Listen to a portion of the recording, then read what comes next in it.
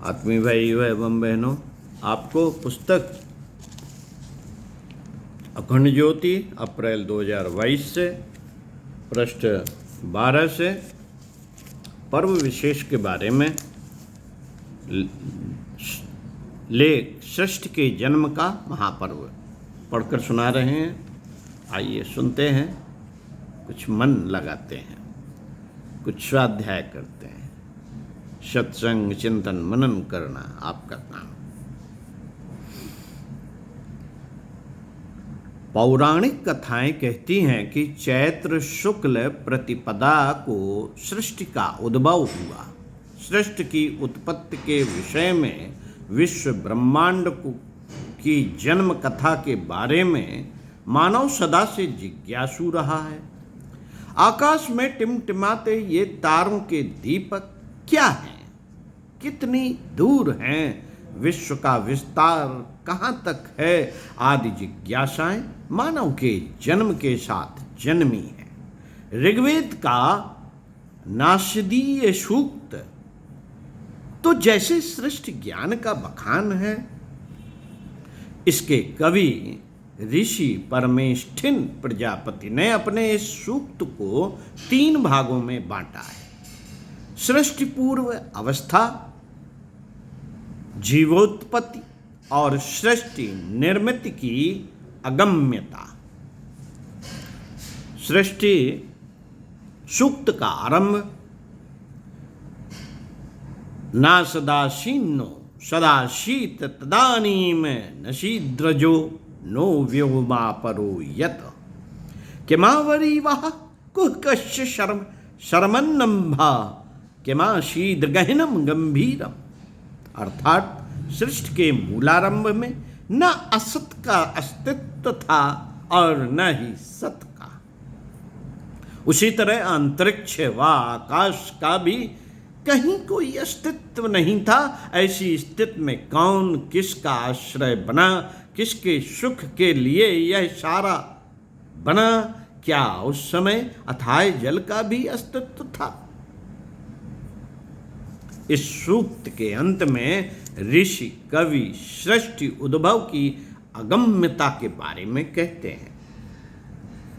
को अद्धा वेद काइह प्रवोचत कुत आजाता कुत इयं विसृष्टि अरवाद देवा अश्य विसर्जने नाथा को वेद यत आबभूव इयं वृष्टिश्चर्यत आबभूव यदि वा दधे यदि वा न यो अस्याध्यक्षा परमे व्योम संतसो अंगवेद यदि वा न वेद। ऋग्वेद 10.129/6 अर्थात यह सृष्टि किससे उत्पन्न हुई, किसके लिए हुई, इसे वस्तुतः कौन जानता है? देवता भी बाद में पैदा हुए, फिर जिससे यह सृष्टि उत्पन्न हुई उसे कौन जानता है? ऋग्वेद में ही एक अन्य स्थान पर 1.35.6 एक ऋषि ने तो जिज्ञासापूर्ण चुनौती दे डाली। उसने कहा, इह ब्रवीत या उ तच्चिकेतत। यदि ये सब जानने वाले कोई है तो यहां आकर बताएं। वेदों के साथ उपनिषदों एवं ब्राह्मण ग्रंथों में भी ऐसी ही जिज्ञासाएं अनेक स्थानों पर हैं। पुरातन ऋषियों की इस जिज्ञासा के समाधान हेतु अनेक प्रयास होते रहे। आधुनिक वैज्ञानिकों ने भी इसके लिए प्रयास किए। पिछले कई दशकों से खगोल भौतिकी और नाभिकीय भौतिकी के क्षेत्र में हुए अनुसंधान प्रयासों के निष्कर्ष के रूप में वैज्ञानिकों ने इन सवालों का उत्तर खोजने की कोशिश की कि सृष्टि की उत्पत्ति कैसे हुई। इसके पहले द्रव्य ऊर्जा व दिक् काल की क्या स्थिति थी? क्या विश्व का विस्तार निरंतर जारी रहेगा? अथवा सिकुड़ते हुए फिर से अपने आरंभ की स्थिति में पहुंच जाएगा।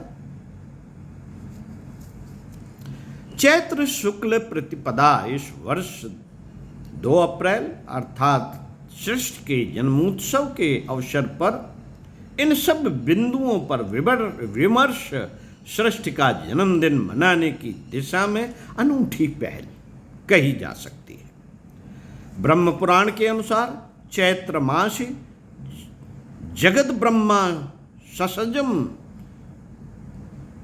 प्रथमेहिन अर्थात चैत्र मास के शुक्ल पक्ष के प्रथम दिन ब्रह्मा ने सृष्टि की रचना की, तो इस सृष्टि जन्मोत्सव को क्यों ना हम सब सृष्टि ज्ञान महोत्सव का रूप दे। इसका ऋषि प्रणीत ज्ञान तो हमें पुरातन काल से प्राप्त होता था, लेकिन इसका वैज्ञानिक ज्ञान हमें कुछ ही दशकों से मिलना आरंभ हुआ है। अभी कुछ दशक पहले तक प्रकाश किरणों की केवल एक खिड़की से विश्व ब्रह्मांड का अवलोकन संभव था, मगर दूसरे महायुद्ध के समय से विद्युत चुंबकीय विकिरण के अनुसंधान के माध्यम से दूसरी संभावनाएं भी खुलती गई।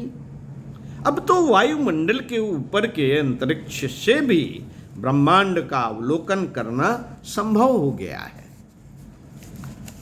मित्रों, विश्व की महान और शाश्वत परंपराओं का धनी भारत देश भले ही अपनी पहचान बताने वालों को भूल गया हो, लेकिन कुछ बातें ऐसी भी हैं जिनका स्वरूप आज भी वैसा ही दिखाई देता है जैसा विश्व विजयी भारत का था। हम भले ही अपने शुभ कर्मों में अंग्रेजी तिथियों का उल्लेख करते हों, लेकिन उन तिथियों का उन शुभ कार्यों से कोई संबंध नहीं रहता। हम जानते हैं कि भारत में जितने भी त्योहार एवं मांगलिक कार्य किए जाते हैं, उन सभी में केवल भारतीय काल गणना को ही प्रधानता दी जाती है। इसका आशय स्पष्ट है कि भारतीय ज्योतिष उस कार्य के गुण और दोष को भली भांति प्रकट करने की क्षमता रखता है। किसी अन्य काल गणना में यह संभव नहीं। भारतीय काल गणना के अनुसार मनाए जाने वाले त्योहारों के पीछे कोई ना कोई प्रेरणा अवश्य विद्यमान है।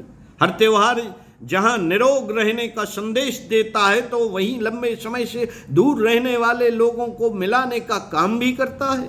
हम जानते हैं कि हिंदी के अंतिम मास फागुन में वातावरण भी वर्ष समाप्ति का संकेत देता है। साथ ही नववर्ष के प्रथम दिन से ही वातावरण सुखद भी हो जाता है।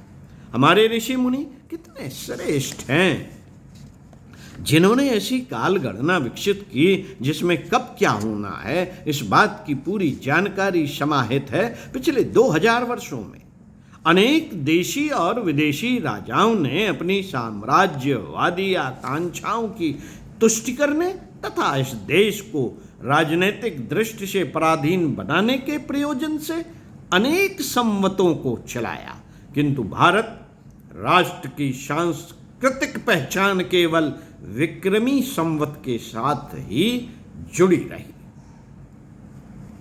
अंग्रेजी शिक्षा दीक्षा और पश्चिमी संस्कृति के प्रभाव के कारण आज भले ही सर्वत्र ईसवी संवत का बोलबाला हो और भारतीय तिथि मासों की काल गणना से लोग अनभिज्ञ होते जा रहे हो, परंतु वास्तविकता यह भी है कि देश के सांस्कृतिक पर्व उत्सव तथा भगवान राम, कृष्ण, बुद्ध, महावीर, गुरु नानक आदि महापुरुषों की जयंतियां आज भी भारतीय काल गणना के हिसाब से ही मनाई जाती हैं, ईसवी संवत के अनुसार नहीं। विवाह मुंडन का शुभ मुहूर्त हो या श्राद्ध, तर्पण आदि सामाजिक कार्यों का अनुष्ठान, ये सब भारतीय पंचांग पद्धति के अनुसार ही किया जाता है, ईसवी सन की तिथियों के अनुसार नहीं। भारतीय नववर्ष का अध्ययन किया जाए तो चारों तरफ नई उमंग की धारा प्रवाहित होती हुई दिखाई देती है, जहां प्रकृति अपने पुराने आवरण को उतार कर नए परिवेश में आने को आतुर दिखाई देती है, तो वहीं भारत माता अपने पुत्रों को धन धान से परिपूर्ण करती हुई दिखाई देती है। भारतीय नववर्ष के प्रथम दिवस पूजा पाठ करने से असीमित फल की प्राप्ति होती है। कहा जाता है कि शुभ कार्य के लिए शुभ समय की आवश्यकता होती है और यह शुभ समय निकालने की सही विधा केवल भारतीय काल गणना में ही समाहित है।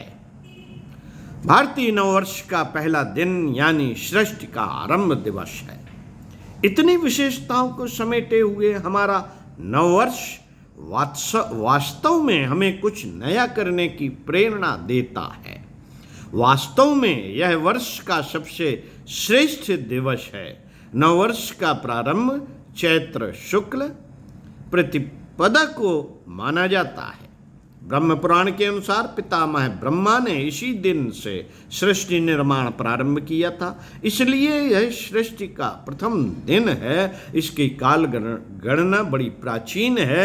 यह गणना ज्योतिष विज्ञान के द्वारा निर्मित है।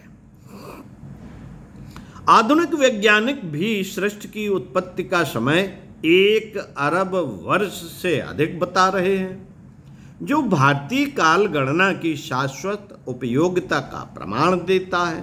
हिंदू शास्त्रानुसार इसी दिन से ग्रहों, वारों, मासों और संवत्सरों का प्रारंभ गणितीय और खगोल शास्त्रीय संगणना के अनुसार माना जाता है। मित्रों, भारतवर्ष में वसंत ऋतु के अवसर पर नूतन वर्ष का आरंभ मानना इसीलिए भी हर्षोल्लासपूर्ण है, क्योंकि इस ऋतु के चारों ओर हरियाली रहती है तथा नवीन पत्र पुष्पों द्वारा प्रकृति का नव श्रृंगार किया जाता है। इसी श्रृंगारित भाव से हम सभी बहुत पहले से प्राकृतिक नववर्ष मनाते रहते हैं और आगे भी यह परंपरा कायम रहे, यही हमें प्रयास करना है। हमें अपने सांस्कृतिक मूल्यों को बनाए एवं बचाए रख कर इसको क्रियान्वयन करने का प्रयास करना चाहिए। ओम शांति। एक कोटेशन इसी लेख में दिया गया है, कष्ट ही तो वह प्रेरक शक्ति है, कष्ट ही तो वह प्रेरक शक्ति है जो मनुष्य को कसौटी पर परखती है और आगे बढ़ाती है। ओम शांति। आगे इसी क्रम में पढ़कर सुनाएंगे पृष्ठ 14 से। सच्ची साधना से साधक को मिलती है मंजिल। सुनते रहिए, स्वाध्याय सत्संग चिंतन मनन करते रहिए। ओम।